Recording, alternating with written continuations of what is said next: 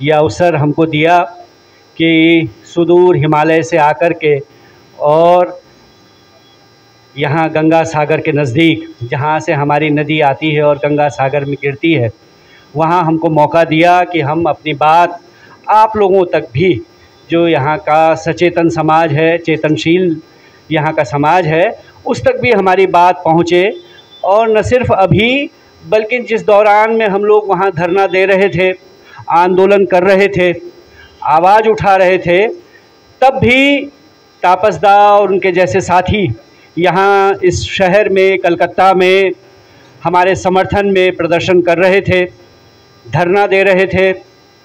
और बहुत सारे और अन्य साथी जो यहाँ नहीं हैं, और भी कुछ ग्रुप्स हैं यहाँ कलकत्ता के अंदर, जिन लोगों ने हमारे समर्थन में न सिर्फ आवाज़ उठाई, प्रदर्शन किया, बल्कि यहाँ से बहुत सारे पत्रकार साथी भी, यहाँ के चैनल्स के, बांग्ला चैनल के लोग वहाँ जोशीमठ आए और हमारा इंटरव्यू लिया, हमारे से बात की और उस बात को यहाँ तक, बंगाल के समाज तक, कलकत्ता के समाज तक हमारी आवाज़ को पहुँचाया। उन सब लोगों का भी हम लोग शुक्रगुजार करते हैं, उनके लिए धन्यवाद देते हैं कि उन्होंने हमारी आवाज़ को यहाँ तक पहुँचाया। आज भी जब मैं यहाँ आया हूँ तो एक और कुछ साथी हैं यहाँ फिल्म कलेक्टिव वाले, जिन्होंने यहाँ मुझे बुलाया और वो भी कल एक कार्यक्रम करने वाले हैं। 28 तारीख को शाम को वहाँ भी एक डॉक्यूमेंट्री दिखाई जाएगी और वहाँ भी ये बातचीत होगी।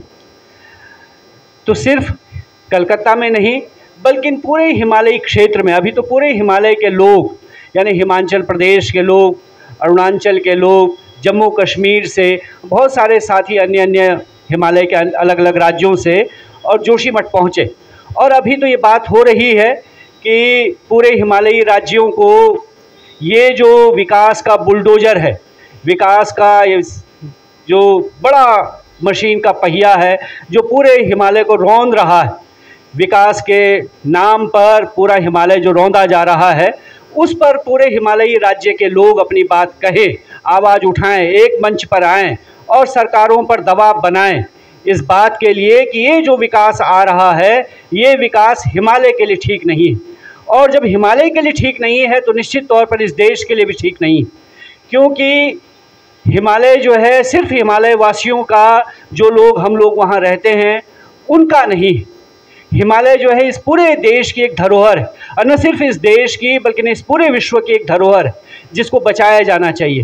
हिमालय केवल जो है ऋषि मुनियों की तपस्थली नहीं रहा है, हिमालय सिर्फ ज्ञान की गंगा नहीं है, हिमालय सिर्फ जड़ी बूटियाँ नहीं है, हिमालय सिर्फ नदियाँ नहीं है, हिमालय सिर्फ ग्लेशियर नहीं है, या हिमालय सिर्फ जो है हमारे धार्मिक स्थान नहीं हैं जहां लोग आस्था के नाम पर चले जाते हैं, बल्कि जो है यहाँ से तो बंगाल से हम देखते हैं कि बहुत सारे लोग हर साल दुर्गा पूजा की छुट्टियों में, या अभी भी जबकि हमारे यहाँ बद्रीनाथ, केदारनाथ, गंगोत्री, यमुनोत्री के कपाट खुल गए, तब भी जाते हैं और बंगाल के लोग साल भर पैसा जमा करके और दुर्गा पूजा की छुट्टियों में हिमालय की कंदराओं में, वहाँ के बुग्यालों में, वहाँ की चोटियों को देखने, उसका दर्शन करने, उसमें जो है अपना एडवेंचर करने भी वहाँ जाते हैं। लेकिन हिमालय सिर्फ ये भी नहीं है, हिमालय जो है इसके अलावा भी है। हिमालय जो है वहाँ जो रह रहे लोग हैं, वहाँ जो उसको बचाए हुए हैं, वहाँ जो जंगल है उसको जो बचाने के लिए खड़े रहे हैं। आप लोगों ने सुना होगा कि चिपको एक आंदोलन हुआ, तो वो जो चिपको आंदोलन हुआ वो कहाँ हुआ? वहीं हुआ जहाँ से मैं आया हूँ, जोशीमठ के पास ही वो जंगल है, ऋणी का जंगल, जिस ऋणी को जंगल को बचाने के लिए महिलाएं पेड़ों से चिपक गई और उन्होंने कहा कि पेड़ तब आप लोग काटें, पहले हमको काटना पड़ेगा। यानी कि पेड़ और कुल्हाड़ी के बीच में उन्होंने अपनी गर्दन रख दी, अपना शरीर रख दिया, इस बात के लिए कि पेड़ बचें।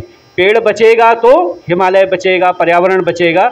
और आज के दिन पर तो आप सब लोग पढ़े लिखे समाज के लोग हैं, जब हम इस दौर में हैं कि जब कहा जा रहा है कि ग्लोबल वार्मिंग का दौर है, यानी धरती गर्म हो रही है, और उस धरती को गर्म होने से अगर बचाना है तो उसके लिए इस पर्यावरण को, इस प्रकृति को, इस धरती को बचाना ज़रूरी है।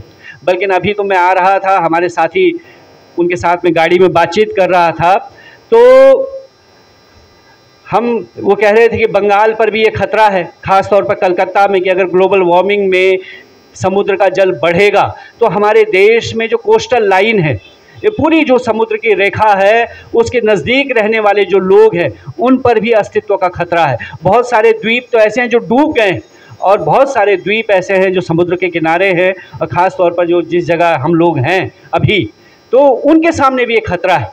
तब हम कह रहे थे कि लेकिन जो है इस देश की जो रिसर्च है, जो खोज है, जो हमारी देश की सरकारों की जो प्राथमिकता है वो क्या चाह रहे हैं, तो वो कह रहे थे कि बंगाली में एक शब्द है गवेषणा।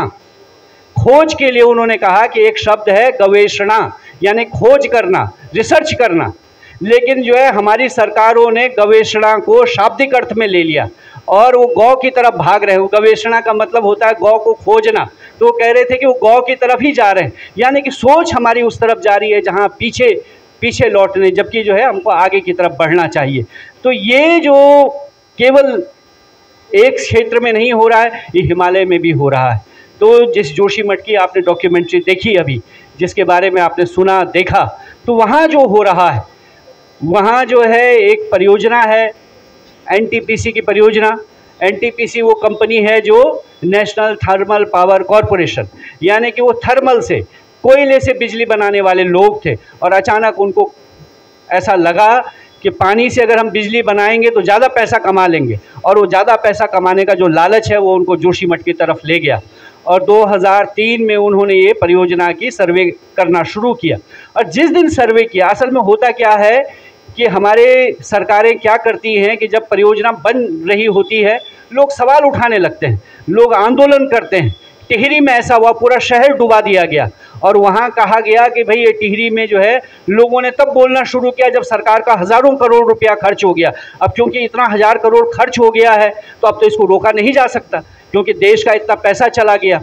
तो अक्सर ये बातें जो है विभिन्न परियोजनाओं में जहाँ जहाँ हम लोग लड़े वहाँ ये बातें हमसे कही गई कि भाई ये 50% इसका काम हो गया, 40% काम हो गया, इतना 1000 करोड़ रुपया इसमें लग गया है, तो लिहाजा अब इसको बंद नहीं किया जा सकता। लेकिन जोशीमठ एक उदाहरण है इस मामले में कि जिस दिन उस परियोजना की शुरुआत हो रही थी, सर्वेक्षण हो रहा था, वेबकॉस नाम की एक कंपनी, अभी तो वहाँ जो है वेबकॉस कंपनी पर जो है छापा पड़ा है, उसके एक मैनेजर पर करोड़ों रुपया उसके यहाँ मिला है। तो वो जो वेबकॉस कंपनी है वो सर्वे कर रही थी। जिस दिन उसने सर्वेक्षण शुरू किया उस ही दिन, उसी समय हम लोगों ने इस परियोजना पर सवाल उठाना शुरू किया। उसी दिन हमने कहा कि अगर जोशीमठ के नीचे आप सुरंग बनाएंगे तो इस नगर के लिए, इस इलाके के लिए खतरा होगा।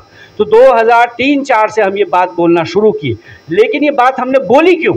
हमको कैसे पता चला कि 2003-04 में ही ये परियोजना बनेगी तो नुकसान होगा? क्योंकि जो है हमारे यहाँ पहले से परियोजना बन रही थी।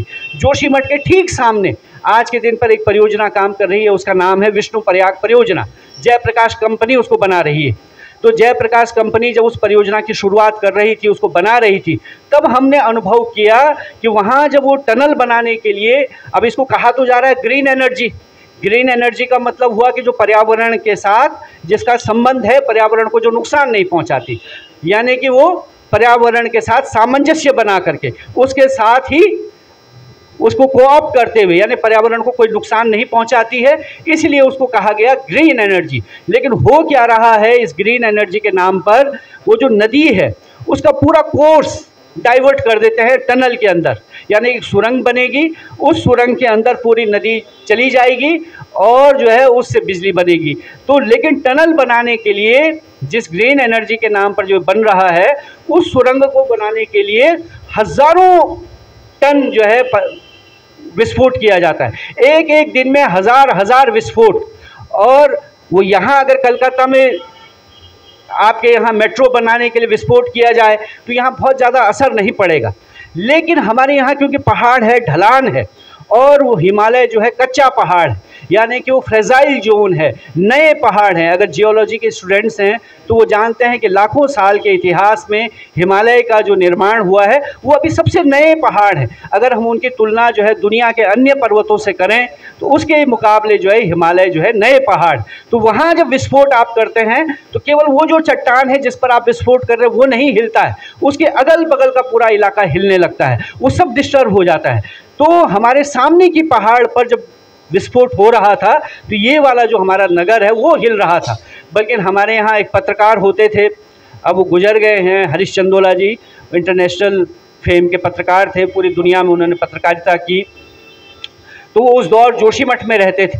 तो उन्होंने हिंदुस्तान टाइम्स में लिखा कि जब जो है जयप्रकाश कंपनी विस्फोट करता है टनल के अंदर, तो जो है चाई गांव, उसके ठीक ऊपर एक गांव है जिसका नाम है चाई गांव, तो चाई गांव में जो रोटी बना रही महिला होती है तो उसके एक घर से जो है तवे से रोटी उछल के दूसरे घर में चली जाती है। यानी इतना तेज विस्फोट होता है। भले वो तो थोड़ा एग्जैजरेशन है ये, लेकिन लगभग जो है पूरा इलाका हिलता था जब वो विस्फोट करता था।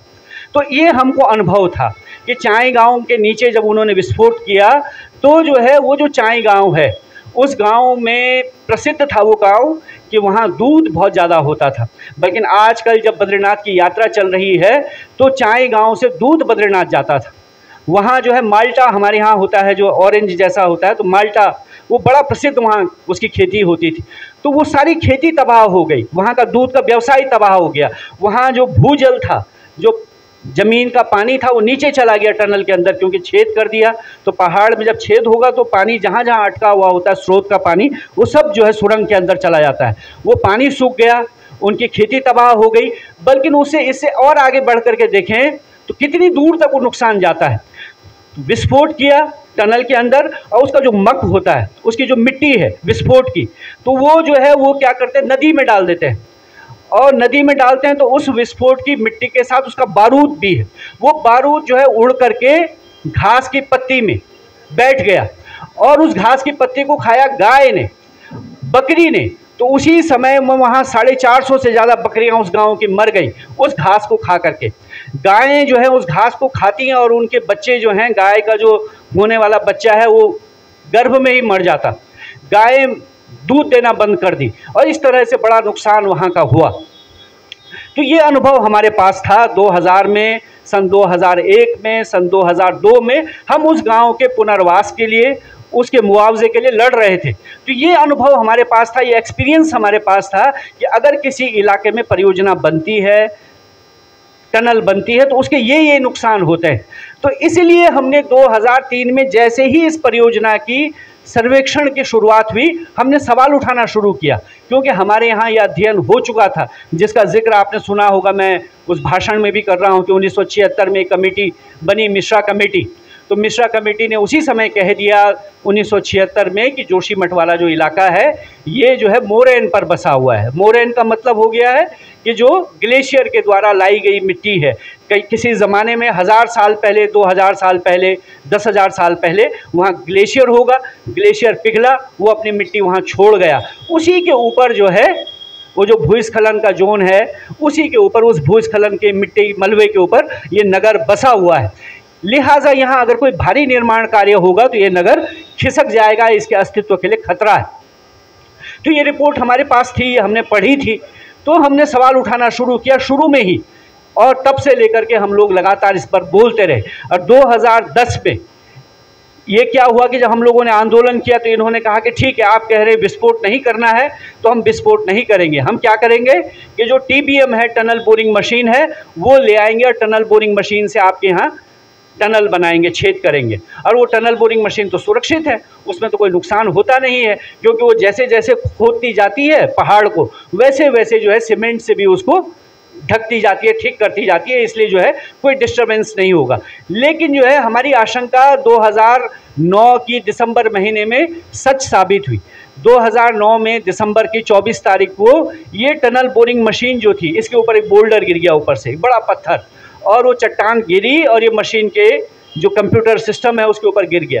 और जैसे वो चट्टान गिरी, वहाँ से एक एक्यूफर फट गया, पानी का एक स्रोत निकलने लगा, 700 लीटर पर सेकंड पानी उसमें से बहने लगा, और उसकी वजह से वो टनल का काम रुक गया, वो मशीन रुक गई। 200-250 करोड़ रुपए की मशीन जो है, आज तक जब मैं आपसे बात कर रहा हूँ, आज 13 साल बाद भी वो मशीन जो है वहाँ फंसी हुई है, वो हिली नहीं अपनी जगह से, और वो पानी लगातार निकल रहा है पिछले 12-13 साल से। तब निकलता था 700 लीटर पर सेकंड, अब कम से कम 200 लीटर पर सेकंड वो पानी निकलता है। तो इतना हज़ारों लीटर पानी जो है उसमें से एक्यूफर का फट करके वो आज तक बह रहा है। तो हमारी आशंका सच हुई। फिर एक बड़ा आंदोलन हुआ, पहले 2003-4 से लेकर 6-7 तक बड़ा आंदोलन हम लोगों ने किया, और उसके बाद 2010 में एक बड़े आंदोलन के बाद हमारा और एनटीपीसी का एक समझौता हुआ, जिस समझौते में उसने माना इस बात को कि उसके एक्यूफर वहाँ उसके परियोजना के कारण हमारे यहाँ का पानी का स्रोत सूख गया है, और इस बात को भी उसने माना कि जो है उसकी परियोजना की वजह से जोशीमठ के घर मकानों में दरार आने की संभावना है। इसलिए उसने उस समझौते में कहा कि जब अगर आपके घर मकान में दरार आएगी तो हम लोग तुम्हारा बीमा कर देंगे, उसका जो है आपका इंश्योरेंस हो जाएगा, इंश्योर्ड हो जाएगा, तो अगर दरार आएगा तो आपको पैसा मिलेगा।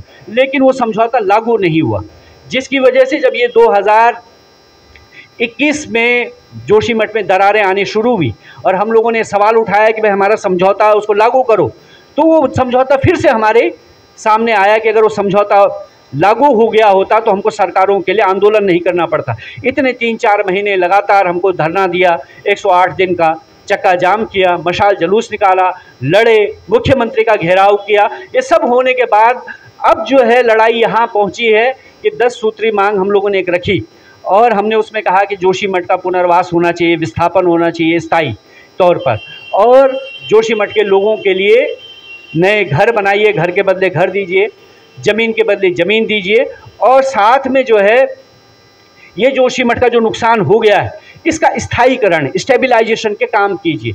लेकिन जनवरी महीने से लड़ाई होते हुए मई तक पहुंच गए, लेकिन अभी तक सरकार के पास कोई विस्थापन की, पुनर्वास की नीति नहीं है, कोई प्लान नहीं है कि हम कहाँ ले जाएंगे इसको, क्या करेंगे इस शहर का।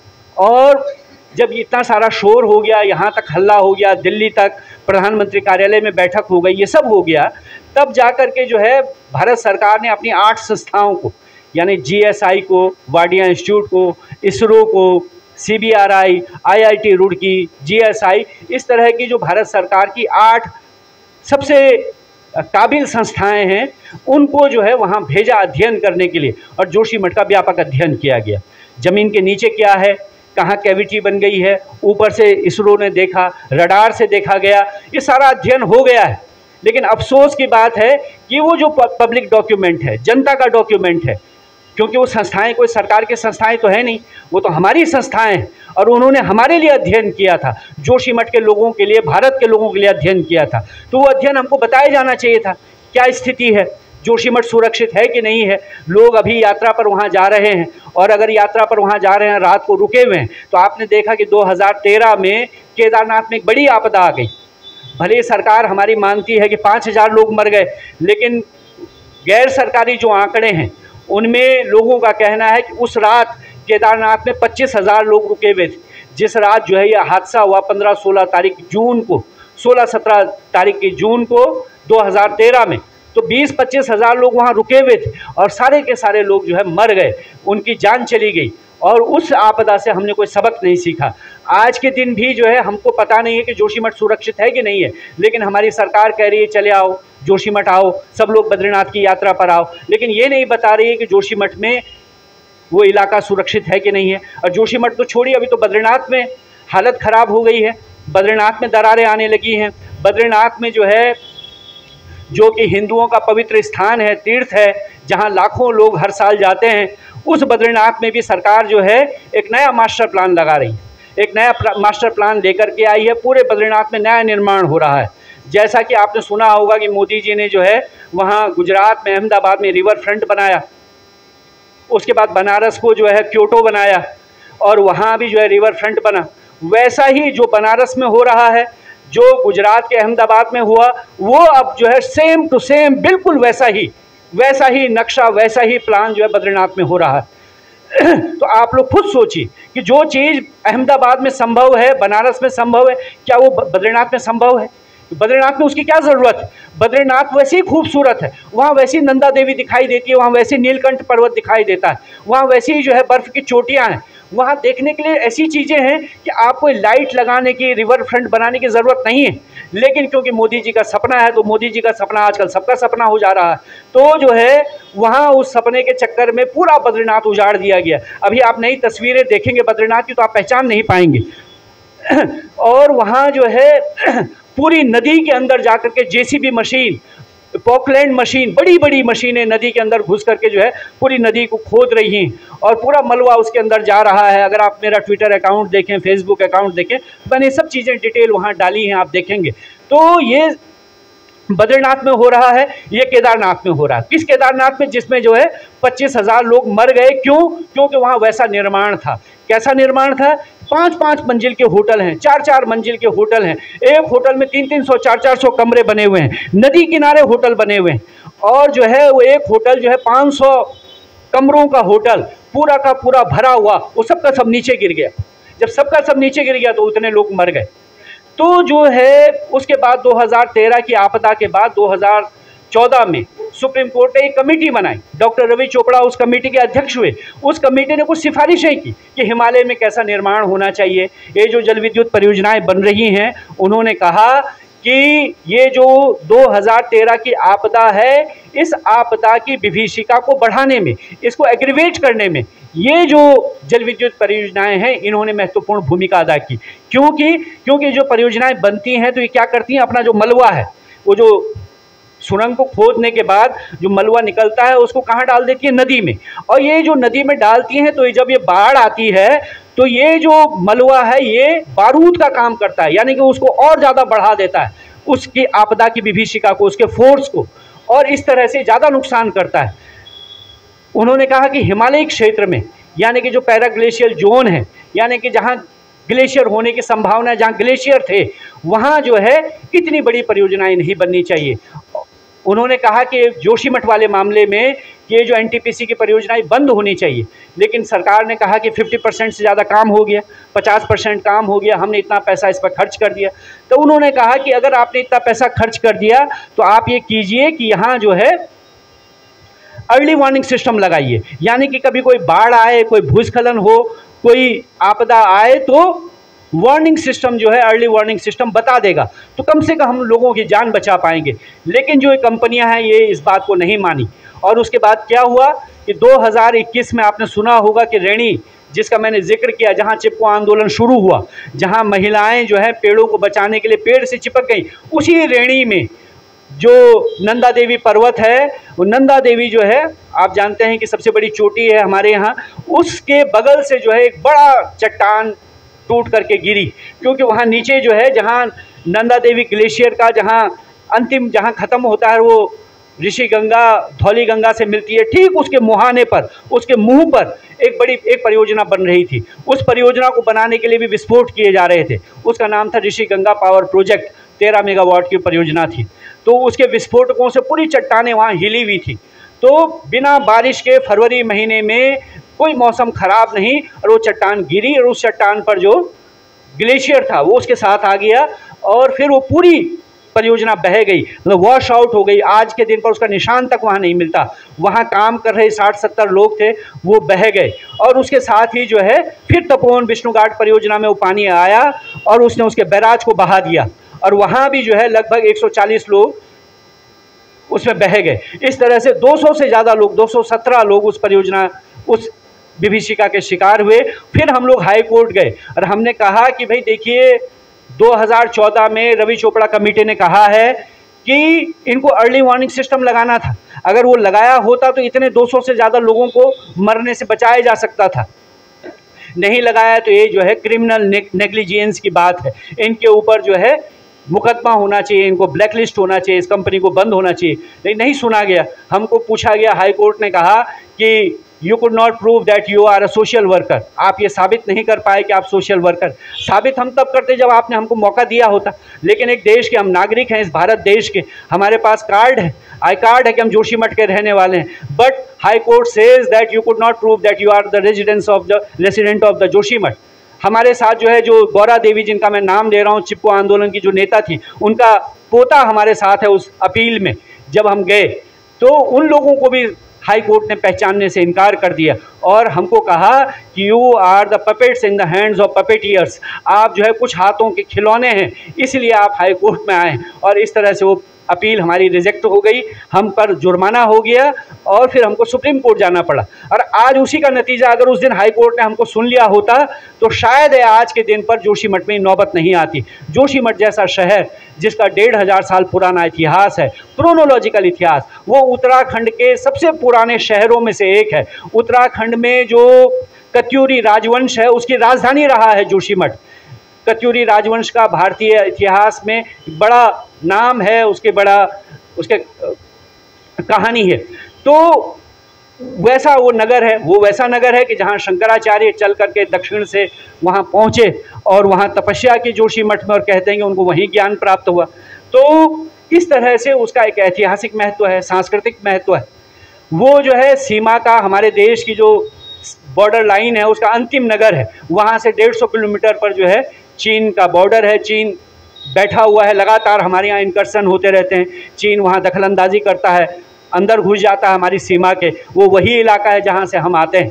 तो इस तरह के महत्वपूर्ण नगर को लेकर के सरकार की जो दृष्टि है, सरकार का जो नज़रिया है, सरकार का उसके प्रति जो सोच है वो ये है कि वो वहाँ के नागरिक जो है पिछले 5 महीने से, 6 महीने से, 1.5 साल से इस बात को लेकर के लड़ रहे हैं कि हमारे बारे में सोचा जाए, इस नगर के बारे में सोचा जाए। और केवल जोशीमठ की बात नहीं हो रही है वहाँ, ठीक है, शुरुआत में बिल्कुल जोशीमठ की बात थी, वहाँ के लोगों को बचाने की बात थी, लेकिन वो बात जो है बढ़ते हुए हम लोग इस बात तक वो बात पहुँची है कि पूरे हिमालय को बचाने की ज़रूरत है। और न सिर्फ हिमालय को बचाने की ज़रूरत है, बल्कि इस देश में विकास के नाम पर जिस तरह का विकास लाया जा रहा है, जो पीपल सेंट्रिक नहीं है, जिसके केंद्र में लोग नहीं हैं, जिसके केंद्र में पूंजीपति हैं, जिसके केंद्र में लालची लोग हैं, लोभ और लालच पर आधारित जो व्यवस्था है, यहाँ जो जा रहा है विकास, इस विकास के पहिए को उलटने की ज़रूरत है, इसको बदलने की ज़रूरत है। और पीपल सेंट्रिक, जन केंद्रित, लोगों को जो ध्यान में रख करके विकास है, उस विकास की तरफ जाना चाहिए। वही विकास जो है हिमालय को भी बचाएगा, यहाँ के पर्यावरण को भी बचाएगा, और जो ग्लोबल वार्मिंग के खिलाफ पूरे विश्व की लड़ाई है, उस लड़ाई को भी यही योगदान देगा जो अगर हम ऐसा विकास लाते हैं। तो यहाँ हम लोग कोशिश कर रहे हैं कि पूरे हिमालय के लोग, पूरे देश के लोग इस बारे में एक मत हों, इस दबाव सरकारों पर बने कि सरकारें जो हैं ये इस तरह का जो विकास का अंधा विकास जो है, जिसकी आंखें बंद हैं और आंखें हैं भी, तो जैसा आपने कहा कि वो पीछे की तरफ आंखें लगी हुई हैं, वो गवेषणा कर रहे हैं लेकिन गौ की तरफ जा रहे हैं। तो आगे की तरफ जाने वाला विकास की जिसकी दृष्टि भविष्य पर हो, और उससे जो है हमारे लोगों का, आने वाली पीढ़ियों का भी भविष्य जुड़ा हुआ है, तो उस तरफ जो है विकास जाए, उस तरफ लोगों को केंद्रित करते विकास हो, पर्यावरण को बचाने वाला, पारिस्थितिकी को बचाने वाला, हिमालय को बचाने वाला, हिमालय की नदियों को बचाने वाला विकास जो है, उस तरफ सरकारों पर दबाव बने। ये आप लोगों का भी जो ये इकट्ठा हुए हैं, और जो ये सोच, ये चेतना जो आप लोगों के भीतर है, और जिसने कि हमको भी उत्साह दिया है, ये जो है निश्चित तौर पर एक उम्मीद की किरण है, ये निश्चित तौर पर आशा की किरण है कि उस तरफ हम लोग जाएंगे, सरकारों पर दबाव बनेगा, इस हिमालय को, इस पर्यावरण को, इस देश को, इस पृथ्वी को, इस धरती को बचाने की तरफ हम लोग जाएंगे। इस उम्मीद के साथ मैं अपनी बात यहाँ समाप्त कर रहा हूँ, क्योंकि बहुत ज़्यादा एक अभी मैं सफ़र से भी आया हूँ, थोड़ा सा अपने को वो भी नहीं कर पाया हूँ फ्रेम, तो यहाँ मैं अपनी बात समाप्त करता हूँ। आपके कुछ सवाल होंगे तो उन पर हम बातचीत कर सकेंगे और भी देर तक, तो आपके अगर कोई बात होगी तो उस पर बात रखेंगे। धन्यवाद मुझे मौका देने के लिए, समय देने के लिए, बहुत बहुत शुक्रिया। इनकलाब जिंदाबाद।